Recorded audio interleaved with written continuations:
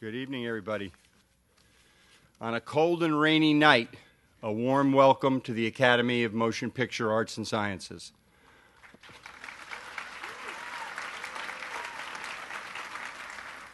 I'm John Bloom, one of the three governors in the short films and feature animation branch, along with John Lasseter and Bill Croyer, and the chair of the branch.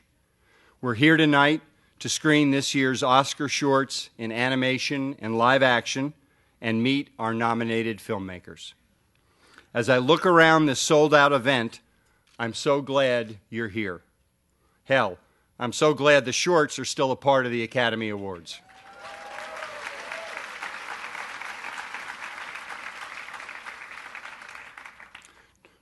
"12 years ago, when the branch first elected me to the Academy Board of Governors, this annual public screening was one of the few places that non-Academy members could see these short gems. Today, that is far from the case. These shorts are ever more widely available around the world. In fact, short films are now in the midst of a genuine renaissance, with enormous interest in shorts online. In fact, one of the animated nominees we're going to see tonight was available for free online recently, and listen to this, logged 13 million views.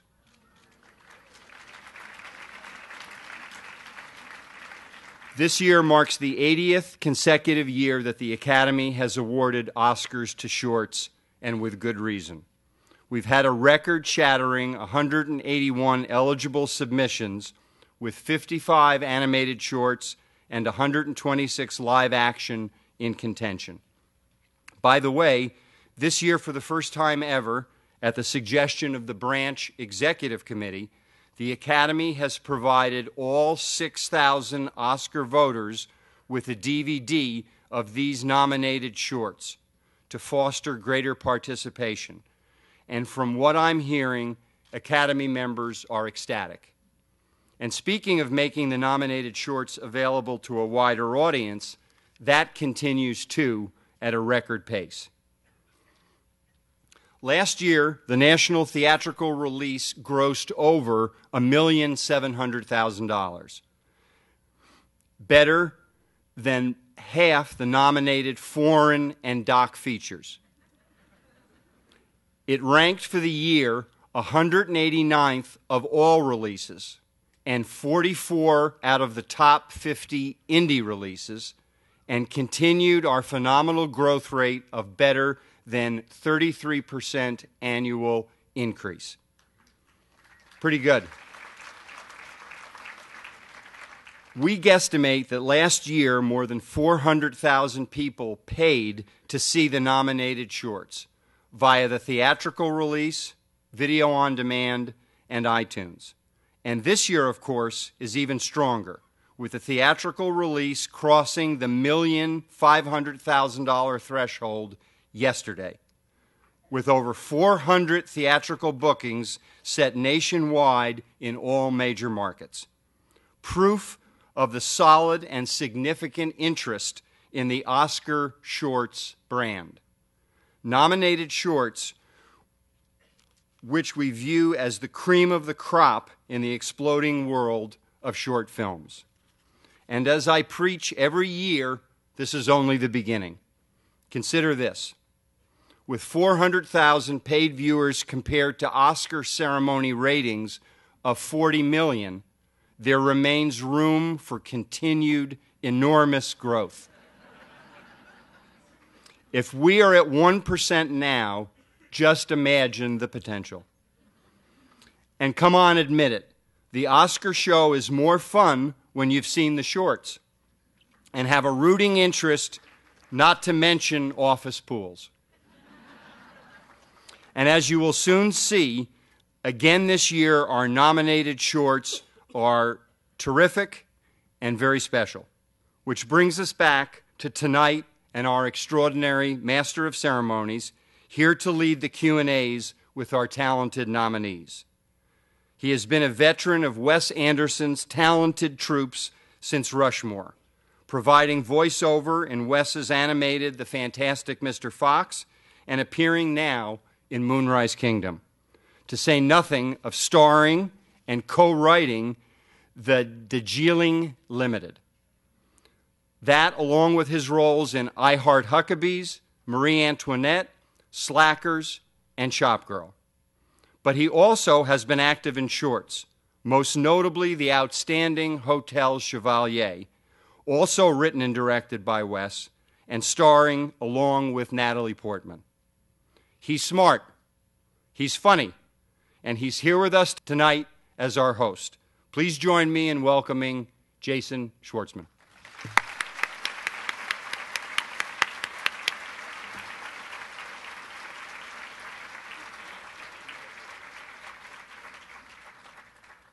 Hello. Thank you. Thank you, John. Thank you all for coming tonight. I just want to say that this is a beautiful evening because all of you want to be here. All of you have chosen to come and make this an important occasion and celebrate this achievement with the filmmakers who are all here tonight. So please, when you applaud right now for them, they all hear it and feel that. And I think it's super incredible because a lot of the directors, if not all of them, I'm not sure, but we'll ask them later, will be seeing their films on a screen such as this with the sound system for the first time ever. So that's really exciting. And before I begin a strange speech or analogy, I just wanted to thank John and Ellen for having me tonight, and for everyone who works with them, who are super nice and have treated me like a governor. Just for tonight. But I would like to say that I do love short films, animated, live action. I love short stories. I love short songs. I love short phone calls. I love most things that are short, and I think that the reason I gravitate to things like that, to short conversations or short films or stories, is that they can be, well, there are two kinds. There are kinds that are perfect little pop gems, perfectly written stories, movies that have everything you need, that tells a complete story, and you feel that was perfectly built. Then there is another type of perfectly built thing that I love just as much, which is almost the opposite of that, which is mysterious and impressionistic, and makes you have to come up with the beginning or the end and provide your own imagined context for the film. And I liken it to this type of thing, like walking down the street and you overhear someone say something like, well, I'll never do that again. And you keep walking, they pass you, and you're thinking, I wonder what they'll never do again. Maybe they will never, talk to that person again, or maybe they'll never go back there again. But ultimately, they could just be talking about like eating a grilled cheese sandwich. But because it's short and it's just a snippet of something, you can imagine it. Now, the other kind that we were talking about is the grilled cheese sandwich, and it's the best grilled cheese sandwich in the world, perfectly compressed and grilled. So I want to thank everyone for making both types of short things. And it is an honor, and I was just downstairs, and I met everyone, and I loved it because everybody gets along down there, and everyone likes each other. And I think that this room, you coming, these directors and writers and producers for making these things, these are creative endeavors that can only be made if the people who are making them have to make them and want to make them and love making them. And they can only be sustained and be loved if people come to see them. So this is a night where everybody really is a community, and everybody is helping each other, and we are all friends, and we are all short. So I would like to say thank you, and I love you. I love you. And I now encourage you to put on your 3D glasses, and we are going to start the event, and when it is over, take them off, because the other ones aren't intended to be viewed with 3D glasses. But you can leave them on if you want to go with that. Goodbye. Hey, Barry, Chris, our projectors up there. Give you a hand for Barry and Chris, our projectors. And let's roll it.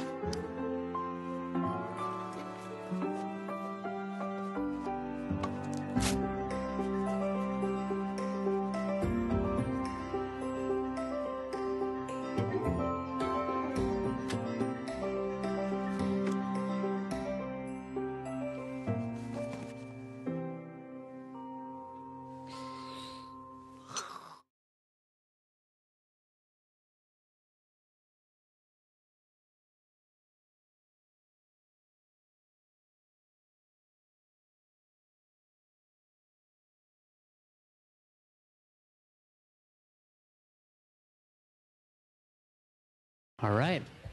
I'd like to invite everybody up who was a part of these films. Would you please step forward?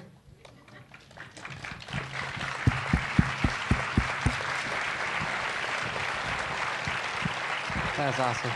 Congratulations. Congratulations. Awesome. Hi. Hi. Congratulations. Hey. All right.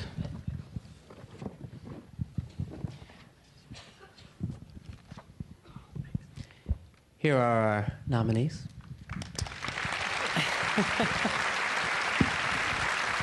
I'm going to start by asking just a general question, but I'll go far. I'll start with you, John, and we'll come this way. But to all of you, why did you choose the style of animation that you presented tonight, and how did it help you tell the story? Thanks, everybody, for coming out, first of all. The Paperman I'm a CG guy. You know, I was at Pixar for 10 years, and I love that whole renaissance in animation that's been happening. It's really like the golden age of CG right now, and Tron was it made a huge impact on me as a kid. But when I moved down here to LA and started working at Disney, I think I was really enchanted by the drawings again, and trying to figure out a way to bring that back into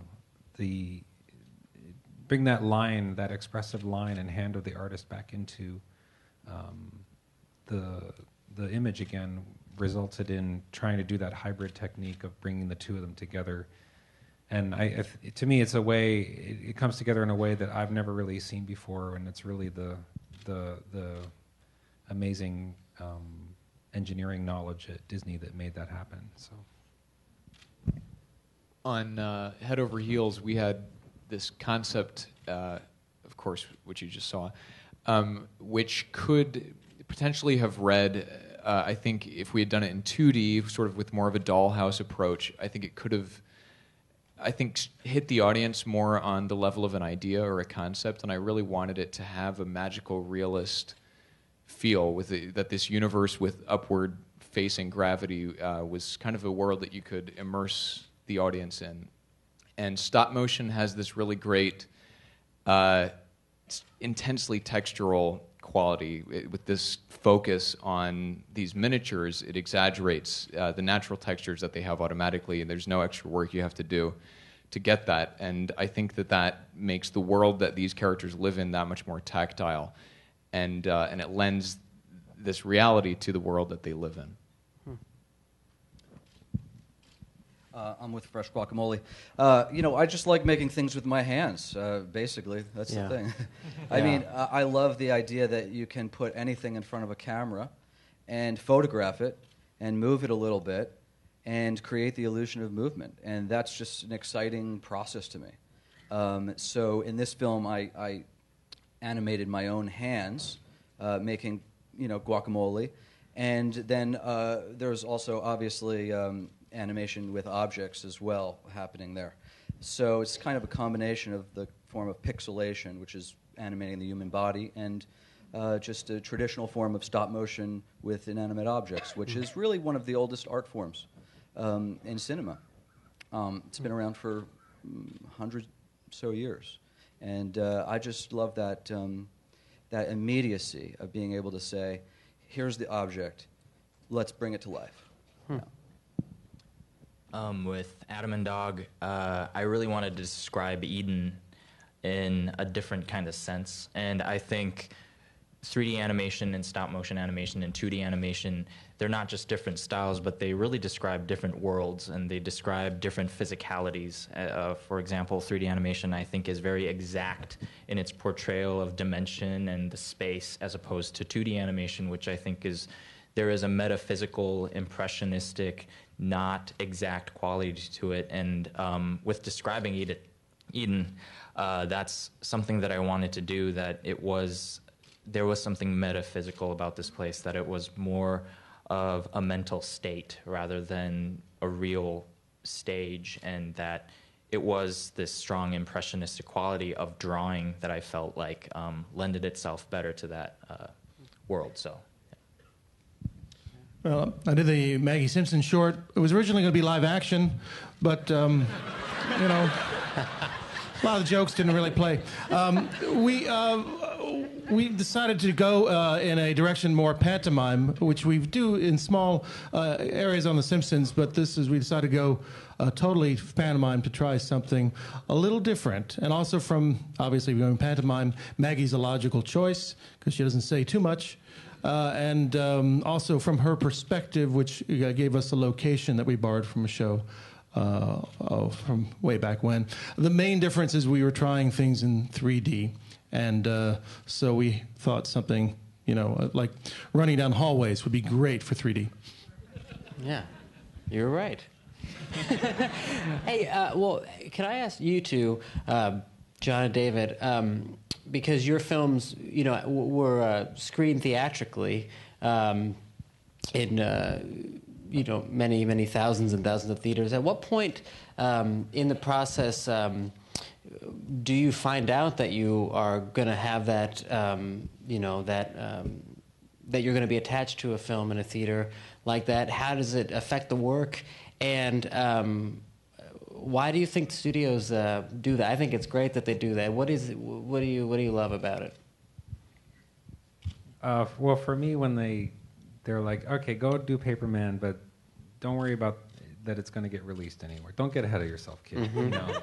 And which is probably the best thing for me, because worrying about that is the last thing I should be worrying about. Yeah. And, so I think when it emerged the way it did and kind of started to really gel, then there was kind of rumors about it, and then finally they announced it at one of the company meetings, which was really exciting, because the exposure it gets is so just immense from a theatrical release, especially if it's Disney doing the releasing.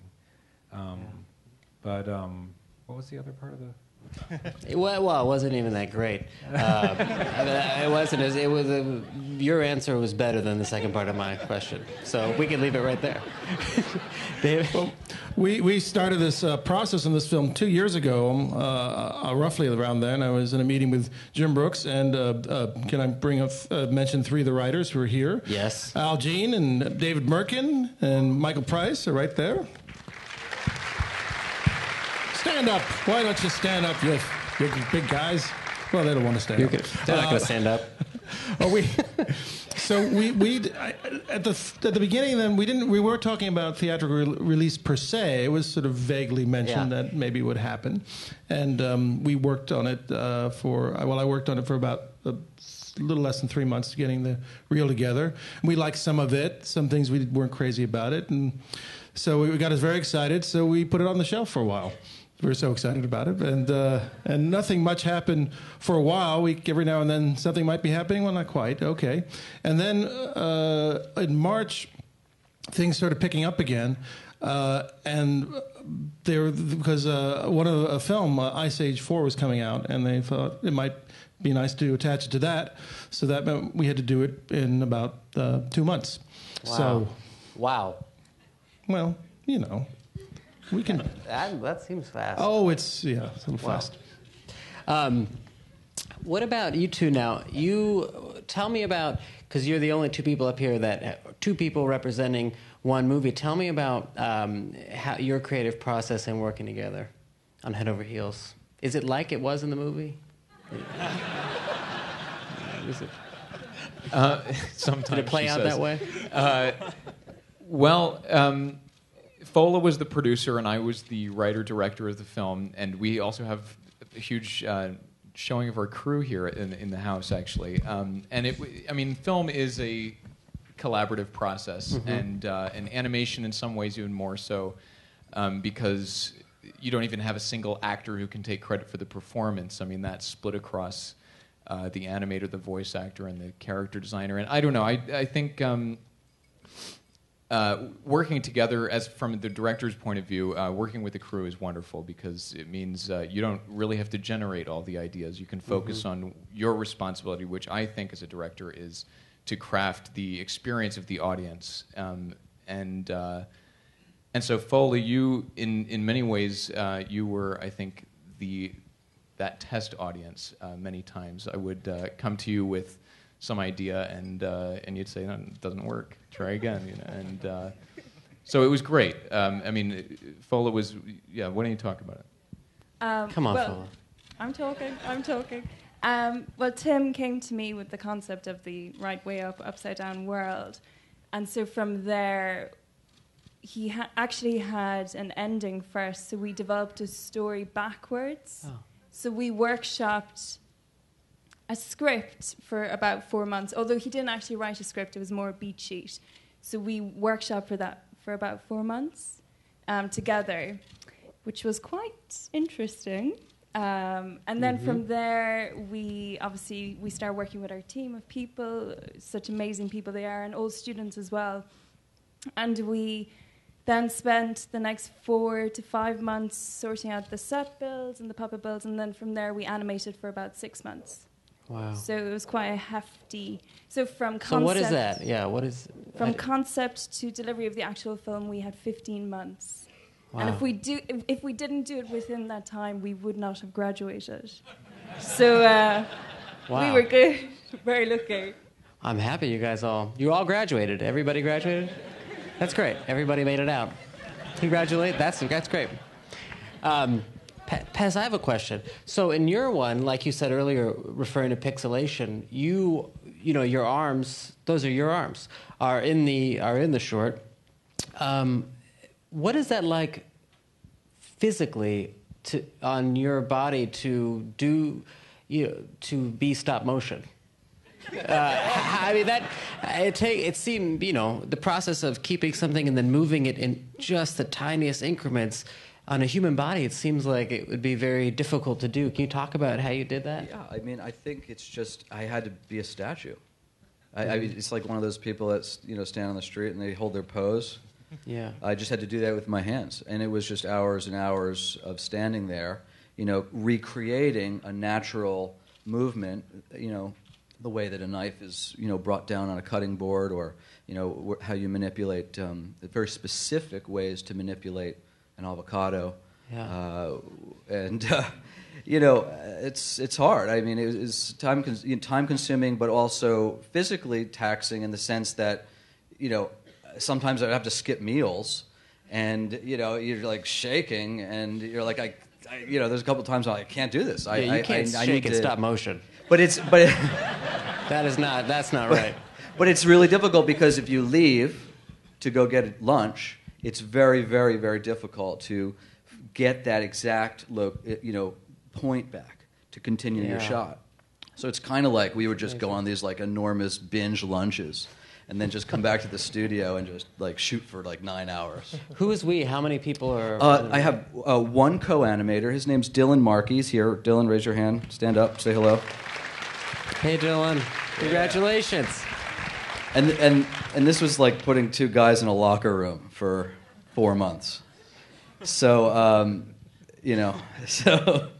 So basically, those are my hands, and Dylan and I had to form a bond, really, where he, can know exactly what I'm hoping to achieve, and obviously I can talk the whole time, but there are certain things that I just can't do, holding my hands there the whole time, because I have the knife in my hands, and he's got to reach under there and like just move like the Monopoly house just a little bit, to make it look right. So it's pretty incredible. Yeah.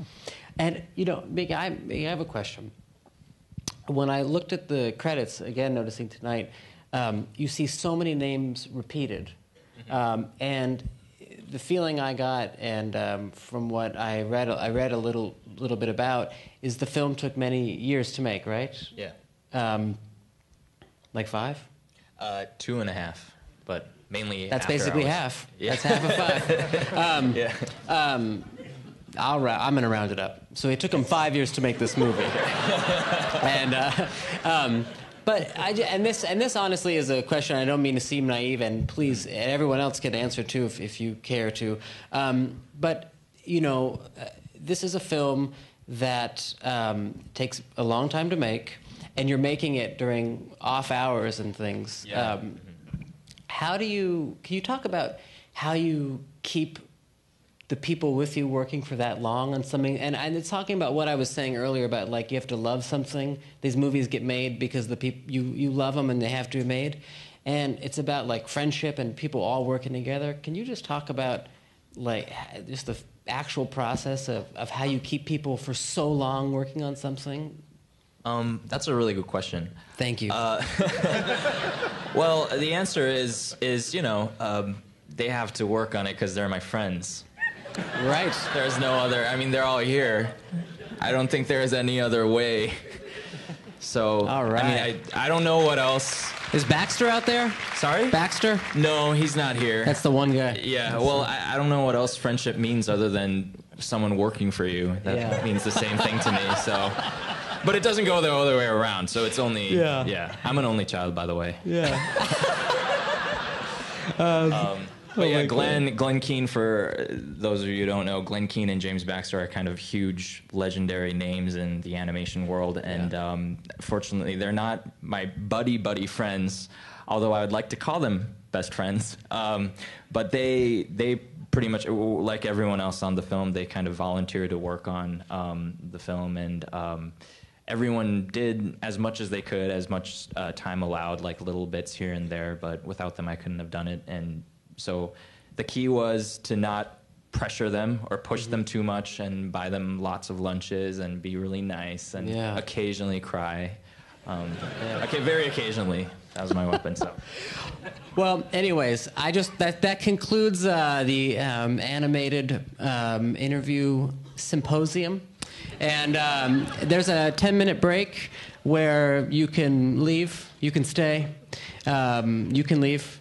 Or you could stay with me here. We could just talk for the next 10 minutes up here. We'll turn off the mics and just talk. But please do return because we will get to the live action shorts.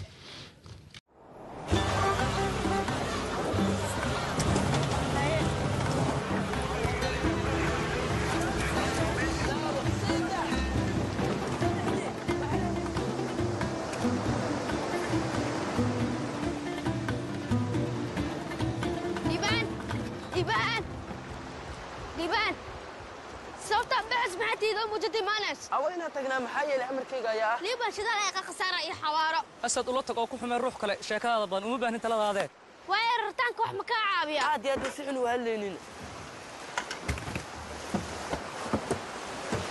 أسد وحي كاحوق يرواتك في عنتها طيب قلبس بعدين تبضها هالسوق وين قف قسم حساس إلى هالسوق وين ولا شو حبضتها السوق وين السوق وين سيتها ولا عشاء فضلنا بحناق سنتهاي وش قلنا سوسر عماية تاسو ما لما حالك wax ka bedelayso u sheegina taajin qasida jeezid jeezi waa kuma waa ninkan jeezid ashad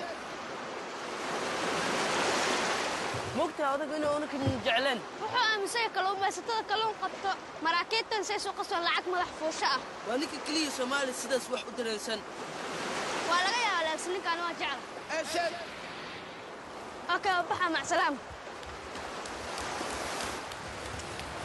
أشهد إنه كويس كمية ما نفترض بينه شيء. وحنا كلوا ما صدقنا ولقينا هالقوان. والمال يا ساق بدنا تاكلوه وين حافظنا ولقى قرقته.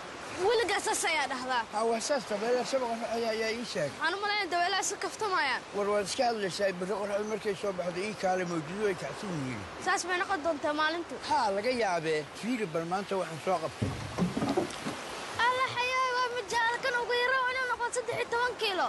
أو شيء وكنت قالك بدنا أقعد هذا أنت كنت تنسوق أيام جيني رنتي مقالك تاكلونك طبعا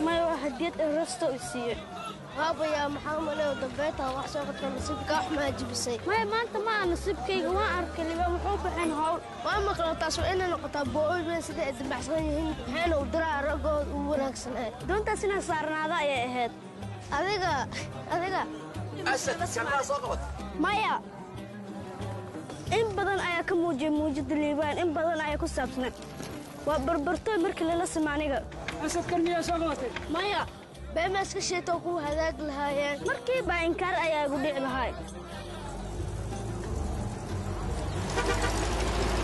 asad walaaga adiga soo qabat maya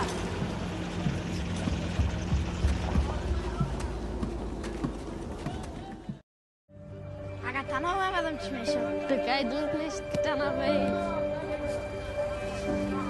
انت شوف عند والله خطرنا كاس كم خوش وانا بالرخصه دي بدا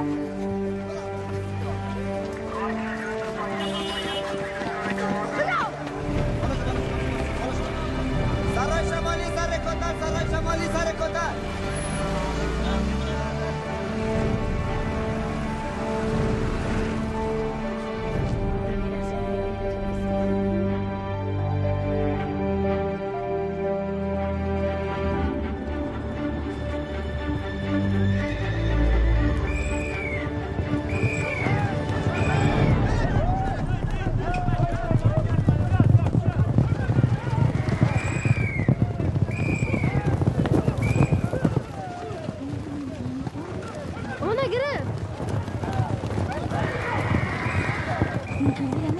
المدير يعني وقتك یاد دور میخورن باز دور خود انت آمده میرن اون دایره خودی یعنی اون دایره میندازن باز دایره که انداختن باز نمره میگیرن حالا نسکه اونه گرفت گفتم بو گرفت برو بدام سک کنم نه شما گرفت برو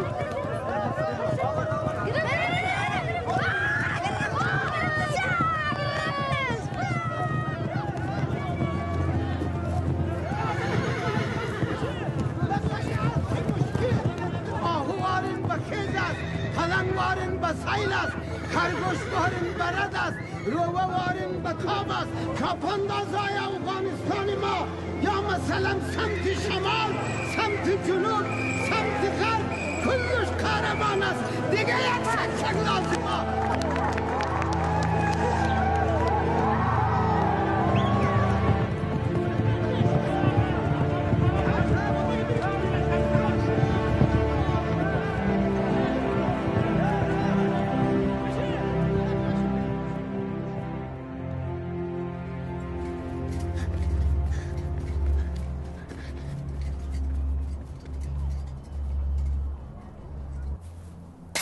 انداختم احمد دیدی انداختم خدایی میخوره دیگه دلت از خدایی هم که بخوره سر ما حساب بگیری انداختم دیگه انا باز انداختم الان بگو خداییست خداییست ایرق انت مردم پرت بچه یک تا انداخته که خوش است اون حالا ما دو پیره میپرتم که یک پیره انداخت گفتم قهرمان هستم نه اوی ته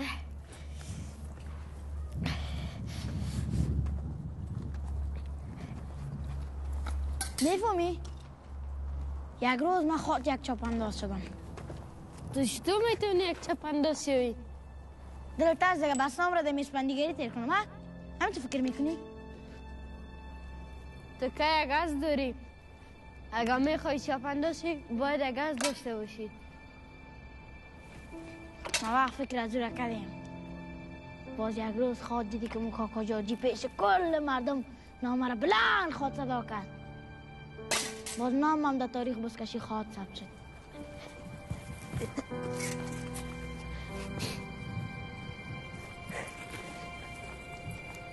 تو خیال پلاو میزنی ما خواهنده خدا فکر کردیم ما مثل آقایم یگانگر میشه ایده کس تغییرم داده نمیتونه صحیح سخو و چیز را که خوشم داری دیگه میتونی شوی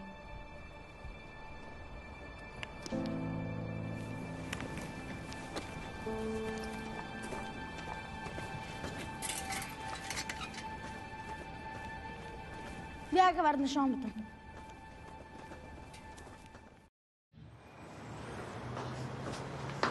What's wrong? Hey, what's the problem? I want to go home. You want to go? What's wrong? I'm sorry, okay? I want to go home. I'm sorry, all right? You spent the money. I want my money. I didn't spend the money, Sophia. I have the money right here, all right? I did not spend the money. What does your mom say about it? Tell me what she doesn't talk about it. She doesn't talk about it. Would you please stop walking? I went to get these flip books, okay? I just thought maybe you'd enjoy them. Okay, listen, I did not spend any of the money. I didn't spend $1 this money, and I don't lie. All right? I don't lie. I just thought maybe... Why were they in there? Because I used to live there, okay? I used to... Look, I'm sorry, all right? I didn't think I shouldn't have brought you in there. I'm not clear-headed. I thought maybe you'd like to see these and... Would you like to see one?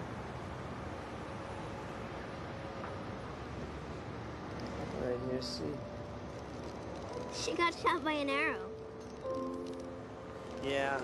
You know, she dies like Looney Tunes, you know, but she always comes back to life, see? Sophia always comes back to life. How did you do all this? I didn't do it well. I don't know. I guess I was bored, you know. I have a Game Boy or Fragger or whatever it is you're playing over there. How did you know the game I was playing? I don't know. I know it. I know it. You know Fragger? Yeah, I know Fragger. I know it. You know Fragger? Yeah, I know. It's amazing. Can we not be in the cold anymore, please? Favorite number? 3. Favorite color? Blue. What was the accident? What accident? The accident where you never saw me again. No, it doesn't matter. But I want to know. Why does it matter? You know what the leading cause of lung cancer is? Yes. Then why do you smoke? Because it's not as bad as Yes, they it say. is. Not sometimes. All the times. You don't look very healthy. Do you take vitamins? I take drugs. Those aren't vitamins. I know. Do you have a girlfriend? No. Why not? I don't know. Maybe it's because you don't look healthy. Maybe can you please finish up eating your Or it could fries? be because of the bad breath. I don't have the bad breath. Smoking is one of the leading causes of gingivitis. You're really giving me a headache right now. You don't take very good care of You're giving yourself. me a huge migraine headache. You should get a girlfriend to take care of you. I can't. You clearly can't take care of yourself.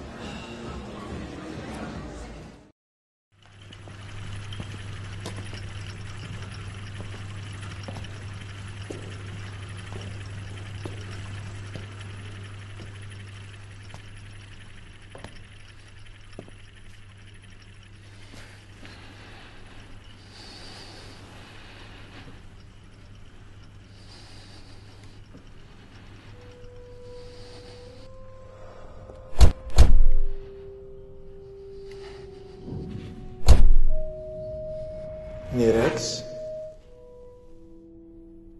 Hebt u Jan Ternauw voor mij?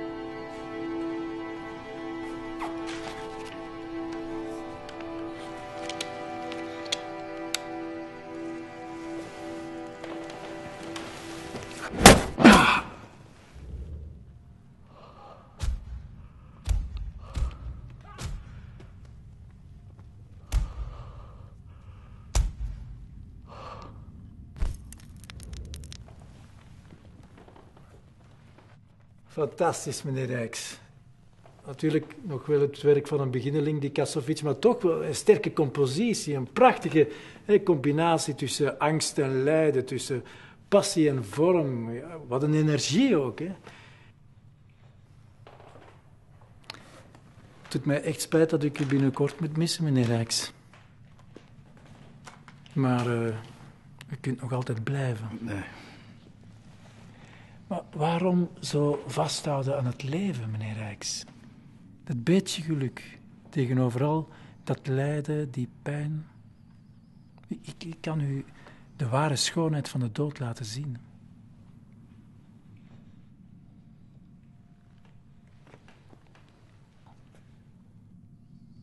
Nog 2 te gaan, meneer Rijks.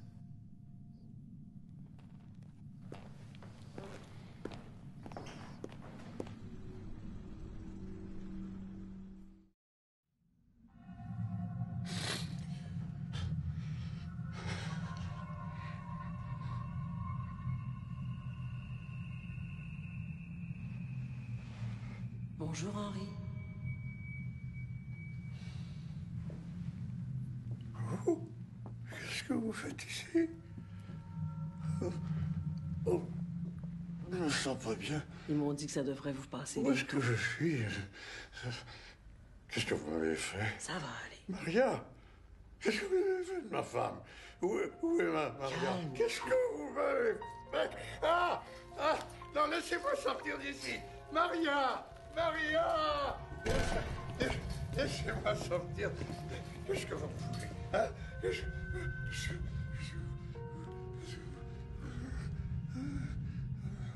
Est-ce que c'était vraiment nécessaire de lui donner une dose aussi forte? Oh.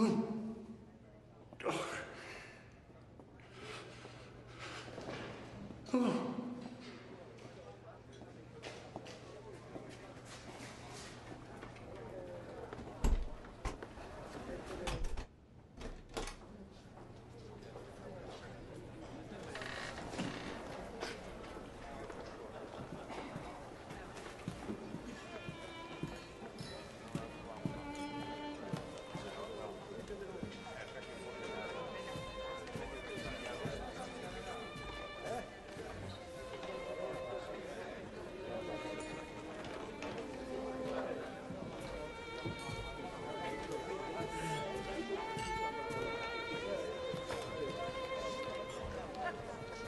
Henri, fais pas ça, tu vas le mettre dans le trouble.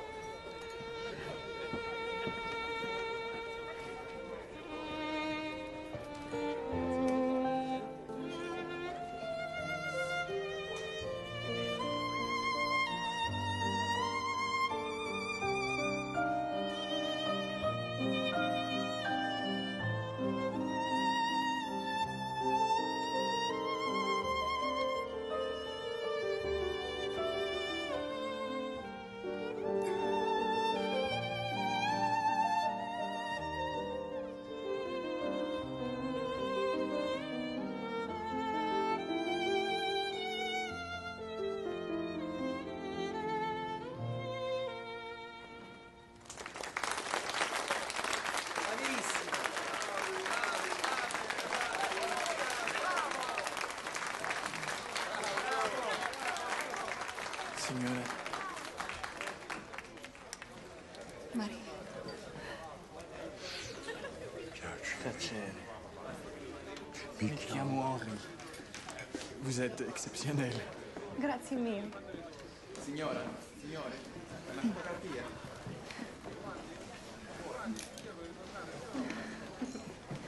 Et si je puis ajouter, vous êtes d'une grande beauté. Grazie.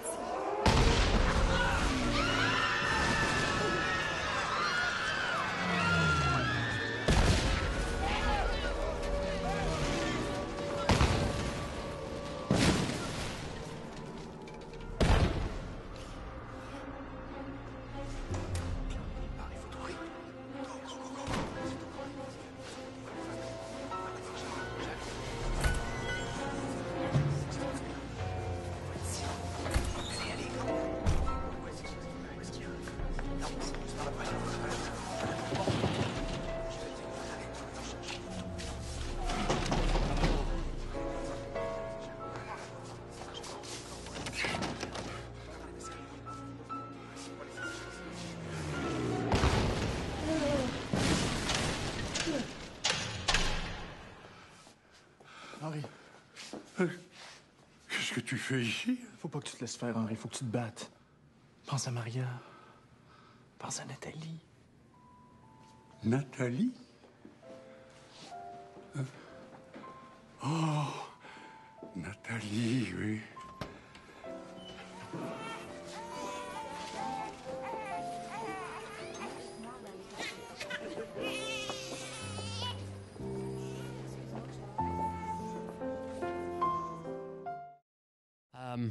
I would like to invite our next group of creators up to the stage, please.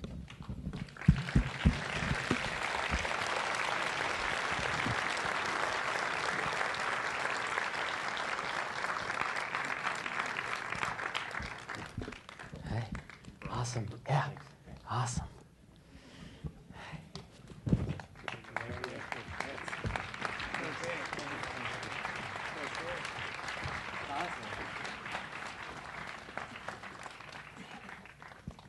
All right.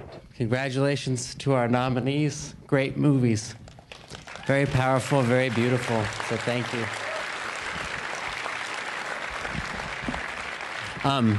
So I would like to ask a general question to begin with.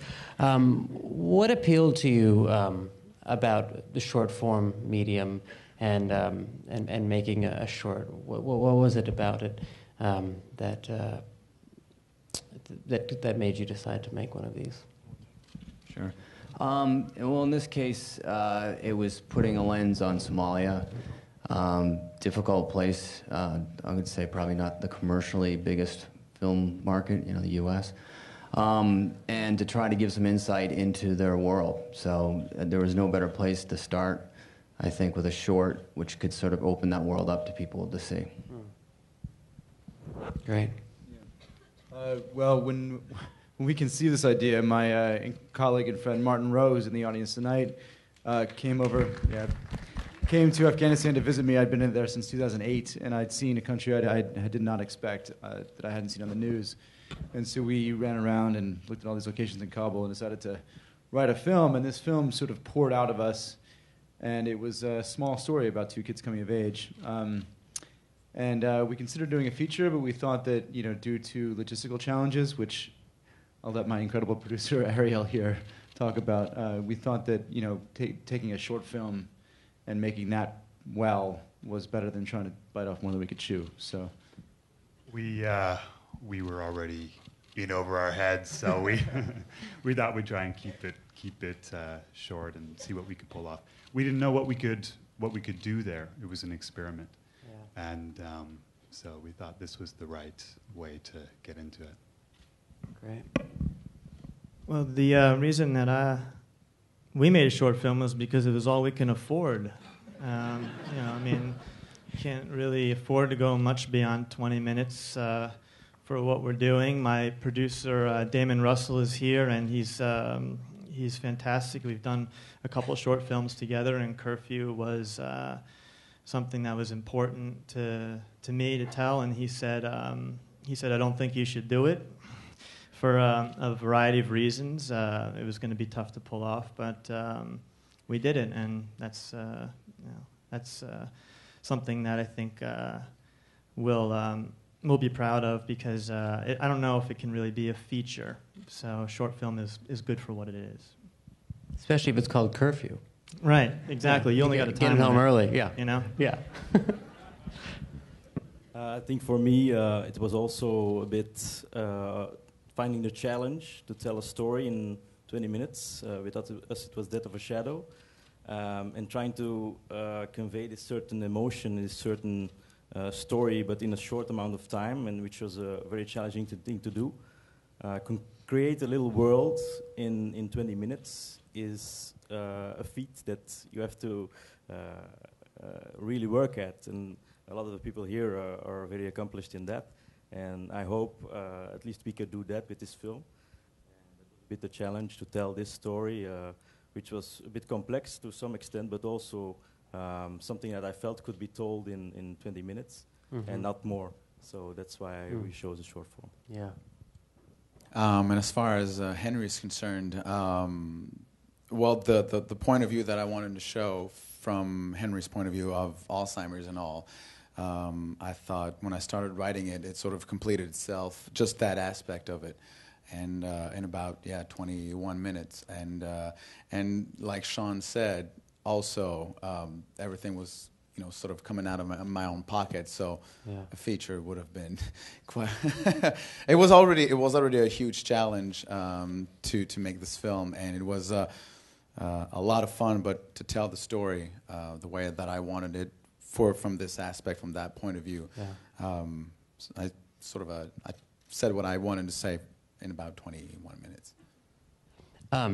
I have, this might seem like a dumb question because it gets specific to a couple of you, but as an actor, I'm curious, like for you guys, what was it like working with actors who were speaking and acting in a foreign language? How were you as directors able to tell what was, if I'm not sure if you speak the languages, but just besides that, how it was, it's very hard to direct anyway, and act and everything, and I can't imagine what it's like to do it crossing over those language barriers. I think it's obviously it was incredible, and I just want to know what it was like for you, what your experience was like. It was, it was pretty scary. I mean, we really didn't know until we finally finished the edit if they were just lying to us the whole time. No, they were always like, all right, these guys have showed up and they're shooting. Okay, it's sort of interesting. This isn't in the script. Yeah, exactly. I don't know. They're just saying nothing here, gibberish. It's interesting. We got into it. There were many obstacles. I'm sure you ran into the obstacles too. But obviously, we're working with. There was no actors there, so they're all refugees. Translators weren't film translators. They were just somebody who knew both languages, basically. Yeah. And then you had the complex issue of their language isn't as long as our language. So when you're sort of, you've written longer, but it's said faster, and you're like reading back and forth on the script going, hey, what line are they on? You know, like I can't figure this shit out. And then you're just going back and forth. Yeah. So it took us so many rehearsals, you know, over and over again to study was it locked in to where it should be. Right. And our the two lead boys, I don't know if you heard this, but they were illiterate, so they memorized the whole script. So it was such an undertaking with them, which we didn't see coming, but it did allow me, because I was illiterate too, basically, that I could practice with them, watching the lines, jumping back and forth, rehearsing, and then finally getting to the point where we could actually go out and shoot the thing. So that was the key, I guess. You had to really, really study what was going on, action versus words. Wow, incredible.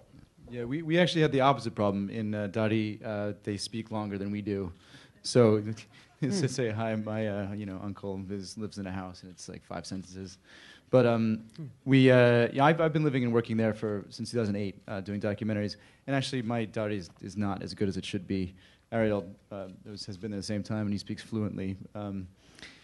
But our entire project was conceived as a training project from the very beginning. So we actually spent a year in pre-production, and we brought filmmakers over and trained a whole Afghan crew. So we had some great people working with us. Afghan. My director's training was fantastic, and we were training with him during the rehearsal process. We actually sat with the kids. Our lead actor, Fawad, the blacksmith's son in Buzkashi Boys, was actually a street kid when we ended up casting him. Because again, you can't find child actors; it's very hard. You can't just put an ad in Backstage West and expect to show up for auditions. So we were lucky to find Shawan Mard, who was the son of a very famous film director, and there's a group of them been around since the 70s. So we were very lucky to find him. But Fawad was a street kid, and it was very hard not hard, but the idea was to make him not act, but actually just be himself, because he inhabited the character. So we spent 3 weeks in intensive rehearsals and actually wrote the dialogue with the kids, so we were all on the same page during the production. But yeah, it was definitely a challenge doing it in a foreign language. But Martin and I wrote the script so that it could be hopefully visual and show the story visually. So we try to do that as well. Well, but it's great because all of the films take place in other countries. Well, New York is another country. So. Yes, sorry, but yes, that's true. That's true. So these are all foreign. Yeah, they're films, all foreign in a sense. films. Yeah, That's correct. Yeah. Wow. This is you guys got more than you realize. Tonight is the Foreign Live-Action Short Night Symposium. But what do you and what is it like Tom overseas in Belgium? What does it mean to you, and what does it say to you about short film and globally, and what does it feel like over there, and what has been the response back home for you? Now I have to speak for the whole nation, so... what does the voice of Belgium's generation have to say? Voice of Belgium. Yeah. I think what's happening in Belgium is it's a very good time for Belgian film, because not only I with the Oscar nomination, but every young person, all the people who are doing short films, they're accomplishing a lot. They're doing a lot of festivals, they're winning a lot of prizes, there's a lot of talent there. And I think it's really a new point in our cinema that we've reached, that we actually can break through internationally as well. And I hope to be a part of that in a little sense. But I think it's a good time for us as Belgians to be part of the world of cinema. Yeah, cool. Yeah, what about you? What about me? Even though, but you. Yeah. It's actually the cool. I think it's a cool thing. The past 3 years, there's been a French-Canadian film nominated for Best Foreign Films, and again this year. And it all started with Mr. Denis Arcand a couple of years back, and it seems like there are lots of they're all extremely talented, the crew and all. And as far as my short is concerned, because I've been part of this sort of a world since I was 8 years old back in Canada. Sort of asked for favors and asked people to if they wanted to jump on board, and so they were extremely generous to sort of give me their talent and get on this journey of telling the story of Henry, which was a very personal story linked to related to my grandfather and all this, and so. But I mean, Canada and Quebec in this case has been. There's extremely talented directors, and there's a lot of amazing directors that I can look up to and look at their work and be influenced by them. But I think also, as far as short films are concerned, the great thing is that with the Oscars right now, all of our short films are being screened all around the world, and it's an amazing thing for short films because some people aren't necessarily they don't necessarily know much about short films, but it's fun because you can go it lasts for about 2 hours, say just one program. You got 5 short films, and you go through different worlds, and just like tonight with the same thing with the animation, but say for a live action shorts, you go from one that is like Tom's film, where it's more sci-fi with amazing visual effects and all of that, and you go to Curfew, and then you go to Assad, and you go to Buzkashi Boys. It's all different worlds, and this is all in about 2 hours that you're actually traveling through these different worlds and stories, and I think it's all good for. It's amazing for shorts, and because there are lots of short films being made all around the world, and not just the 125 that were submitted this year, but there are like 10 to 20,000 short films being made every year, and so I think it's just if this can also gives a good sort of a diving board to all great filmmakers, it's a great thing. No, I was in New York. Sean, I was in New York last week, and it was freezing cold, snowing. There was a storm, and I walked past the IFC theater where they were playing this package of films, and there was a line outside. It was so cool. It was so incredible to see, and it's true what you're saying. I think because of, these awards and everyone being nominated, the great thing is the package and people getting to see the movies on the big screen too, which is so powerful and incredible. And so it's great. And Sean, did you do some of the music for your movie? Yeah. Out of the bowling alley scene where she's dancing. Yeah, I had to do that out of necessity. The band that wanted, we had a song from a band, a smallish band actually, that was going to be there, and all of the extras had to. What band? No, I'm not going to say what band. I'm not going to say because they wouldn't let us have the song. Maybe if you slip me $20 after the thing, I'll tell you. Okay. They wanted more money than was the entire music budget for their film, wow. for their song, and I just couldn't do it, and so. One of my producers, Andrew Napier, who's here tonight, he was like, listen, just shoot all the extras dancing to their song, and then record another song later. And I was like, great idea. And then I shot the movie, and it was a disaster because I had to get that song out of my head. I had to do a song that was in the same tempo as their song. It had to be a song that some kid would want to jump up and dance to. And it was kind of a nightmare. And it only lasts the minute that's on the film. There is no ending or middle. Wow, yeah. It just ends? It just kind of fades out like 2 seconds after that. So there's no lyrics either. There's nothing. I'm just mumbling. That's amazing. Yeah. That is so funny. Oh, my God. No, all the music is so great in all of the movies, and that is also the music is also so diverse. I mean, it's just incredible. Who were the composers of your films? The music throughout the film is Marcel Khalif. He's a Lebanese composer, and the album and the excerpts from it are called Takism. So our editor actually found him. He cut to the music, and we loved it so much, we just kept it on. He's a current musician. Yeah. So good. I mean, that was interesting because Chris Franklin just went through the dailies, and he just put in music randomly that day. That was that track. Wow. And, that was it.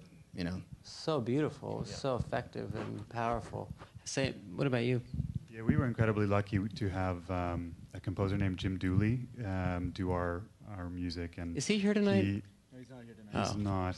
But he went way under market for us and helped us out, and we did a lot of cues. Like we really worked him very hard. We worked him very hard. So no, it was great. It was really a gift for our film.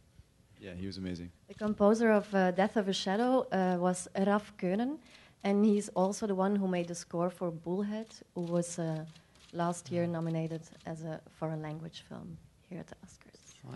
And during the process of making the music, we actually used instruments who were kind of rare, called Crystal Bachet and Aunt Matronome, and used a specialist musician for that, Thomas Bloch, who works with Radiohead and things like that. And we were very fortunate to work with him. And then we were kind of looking for music that was actually only available during that period. And a funny thing, with those kind of instruments, people actually sometimes went mad when they heard them. So wow. If I did some lasting damage today, I'm sorry for that. Wow, that's so funny. Messiaen. Yeah. Did he do a lot of music with Ons Martineau? Messiaen? The composer? I'm sorry, that wasn't supposed to be out loud. Use your inside voice, Jason. Yeah, sorry. I'm sorry, guys. I gotta switch that. I have an internal monologue button that I forgot to hit. And what about you, Jan? Because the music obviously is a huge part of your. Yeah, mine is a huge part. Where right from the start, from day one when I started writing the film, because I wanted music to be sort of a beacon of light for Henry, which was he's searching for his wife, and this is part of Alzheimer's as well and dementia. Sometimes if you know someone who has that illness, it's weird. But I was told many stories where that person wouldn't recognize you, but if that person would start to hear a music that would relate to his past, boom, he would come back, and so that. From day one when I started writing the film, there was the Cavalleria Rusticana, which is the Mascagni one, and that I wanted in the film, just because I had heard it before and it sort of resonated with me. And funny enough, because this is sort of related to my grandfather on my mother's side, when I had my mom read the script, when she read the script and she saw that it was in the Cavalleria Rusticana was in the script. She said, "Funny enough, you didn't know that, but your grandfather actually loved that song. And even though he wasn't a musician, it was like, oh, okay, this is a nice, beautiful coincidence." And so there was that, and there was a Schumann as well. This is when Maria and young Henry and young Maria meet for the first time. Oh, right. And I was always looking for duets, even though those pieces aren't duets at first, but my music composer, Alexis Lemay from Montreal, I had worked with him on my first short, and he was like, "Okay, we'll make it happen as a duet, and we'll create it, and we'll do the arrangements and all." And so it was an amazing work from them, and then obviously my actors also could play for real, which helped a lot in the script. Oh, really? Yeah, and then obviously afterwards you go in the recording session and to improve it, because there's so many different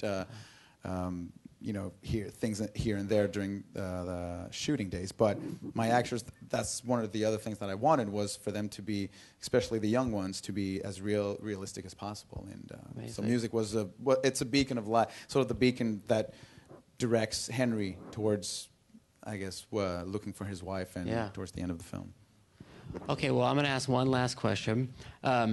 So, I think that you're all incredible, and you will go... Well, first of all, I will tell you, and this is an internal monologue thing, but this is such a crazy feeling for an actor to be with the directors looking at him, and I'm asking you the questions.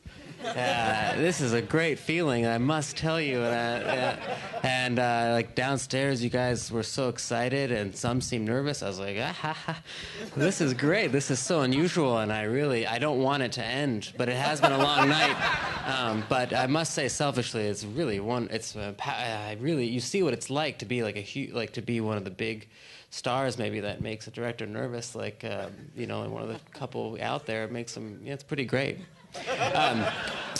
So my last question is, I do think you're all wonderful, and hopefully will go on to have super long careers in all types of mediums. Do you think that you would? Does the short film medium is it something that you feel like you would like to revisit at some point in your lives? I'm sure it's obviously a crazy question to ask now, but could you see that happening? Would you ever come back? If you went on to make longer movies, would you ever? Yeah, I think short films are really fun to make. I feel like the one thing that's great about them and what makes them accessible for everyone is the pressure of having to make a film that's going to make money is off, because you're not going to make any money. So you really have to come up with a short that you want people to see and love for what it is. Yeah. So I think definitely it was a great experience. Yeah. And I follow because I'm a commercial director, so you get down to 30 seconds, you make a lot of money. So, so you know, there's that side of things too. You know, you just shrink it down enough, put a couple, two toothpastes in there, boom, you're gold. I guess, but you know, but that longer, it is. It's an amazing format to get stuff and to get things made. Like I said, I mean, when I look at our films right now, it would be extremely difficult to convince anybody to go off and make a film about two boys in Afghanistan or two boys in Somalia or the life of somebody in Somalia, and that there's no other way. And yes, I mean, I could see diving into other worlds. I mean, as crazy as New York. I mean, I would go there, but I mean, you can just go explore a world. It's amazing, Yeah, amazing. And that's the thing about short films, is you can experiment. Exactly what you're saying. And I just want to say also, it's an absolute honor to be up here with you guys. I mean, your films are absolutely amazing. Thank you, so, it's Sam. Same here, man. Inside voice, Sam. Jason. Inside voice. But you can experiment with a short film. No, I mean, I want to do. I mean, I would make feature films, but I mean, this is the thing. You can go out on a limb and make something. That no one's gonna pay you for, but that you care about a lot, and I think both Ariel and I would say that, Yeah, it's appealing to be able to take a risk and not risk that much money. So, yeah, that's what I liked about it. I would love to make a short film again, but my wife told me I'm never allowed to because put some money into it, and it took a lot out of me. And she looked at me afterwards, and I said, "Do you like it?" And she said, "Yes." And I said, "What are you thinking?" And she said, "You're never allowed to do that again." So if I do shoot a short film, which I'm sure I will, it'll be behind her back, and I'll be on the phone in the bathroom like, "Okay, get the gaffer." It'll be that kind of thing. Like, who are you on the phone with? Nobody. Nobody, honey. I agree that it's a really great medium to experiment, especially for younger people also. I mean, what we see in Belgium is that it's basically really a starting point to have a sort of reel or a show reel to then go towards feature films. So that's basically the way it goes in Belgium at the moment. Well, for me at the moment, because it took 5 years for me to make this film, it doesn't seem that appealing to go back to short film. So I hope. But I think it's always going to be a very interesting format to work with, because sometimes it's even more difficult to tell a story in such a short amount of time than it is in the feature. And it's such a challenge that it does appeal to make something like that and to put yourself through that process to get something told in such a limited amount of time. And I don't know if I want to revisit it just now, but maybe in a couple of years. Yeah. And then we'll see. Cool. Yeah, I mean, it's. I think I'd love to sort of next step, direct a feature. But I think also that the great thing about shorts is actually you're telling a story, and same thing with a feature. But if, say, there's something that comes out and I'm like, oh, I want to tell this story, then but it's a 15-minute long story, or if it's a 12-minute long story, then I'll sort of have to get it out and write it down and try to make it. But it's as everyone, we've all said pretty much the same thing about shorts. It's extremely, I mean, it's all, you're on your own and you've got your crew and people are just jumping in with their generosity and their extreme talent, and It's it's the same process to make a short than it is to make a feature, except that instead of having like 30 days, 30-day shoot, you might have just 5-day shoot or something. So, but it's a very appealing format or way of making films, and to try to tell a story in a really short amount of time. But if the story needs to be told in that amount of time, then I think that's what it is. So it's and then feature film. So I think it's all a creative process, and that's what's so beautiful about cinema is you can make short stories and you can make long stories, and they're all beautiful. Well, I want to say before we go, because of this event, I went and on the internet, and the animated shorts directors and all of you guys, I've seen so much great. There's so much that they've all done, and great interviews they've given, and Tumblrs, and all just great stuff that I encourage everyone to go see, because this is just the beginning. There's so much great stuff. So I want to thank everyone for coming and staying. I know it's been a great long night, but it's been affirming, and it's been a celebration of movies. And congratulations to all of our nominees. You guys all are the best. So have a good night. Rock on.